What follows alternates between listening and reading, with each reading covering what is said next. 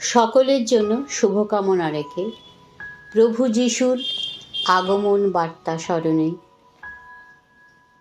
বড়দিন উপলক্ষে আমার আজকের বিনম্র নিবেদন কবিতা বড়দিন।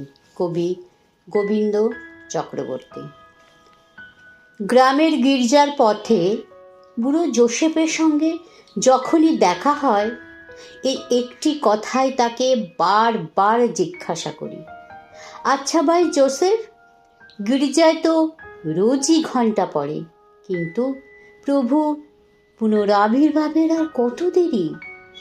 বাটালির মাথায় হাতুড়ি ঠুকতে ঠুকতে কাঠের টুকরো থেকে মুখ না তুলেই রোজই একই উত্তর দেয় সে, সবুর করুন, বড়দিনটা আগে আসুক।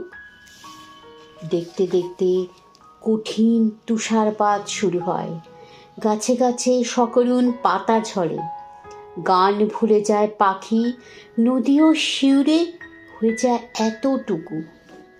সারা দুনিয়ার ক্যাথিড্রালে ক্যাথিড্রালে প্রভুর শুভ আগমন বার্তা সূচিত হতে থাকে। অনেক অনেক ডিসেম্বরের মাইলস্টোন পেরিয়ে বয়স বাড়ে পৃথিবীর, বয়স বাড়ে আমার, কিন্তু গ্রামের বুড়ো জোসেফ অক্ষয় বটের মতো অবিকল এবং তেমনি অবিচল প্রত্যয় সেই একই কথার পুনরাবৃত্তি করে, সবুর করুন, বড়দিনটা আগে আসুক। আজ আর একটি বড়দিন।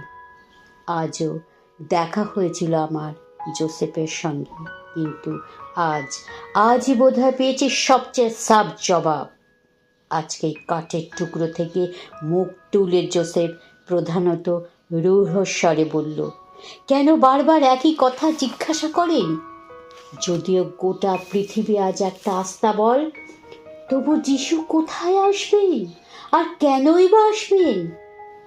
সেই স্বর্গীয় শিশুর শয্যা রচনার জন্য স্টেপের বিস্তীর্ণ প্রান্তরে কি মিলবে এমন এক মুঠো শুকনো ঘাস, যাতে কখনো ছিটে লাগেনি এক ফোঁটাও রক্তের?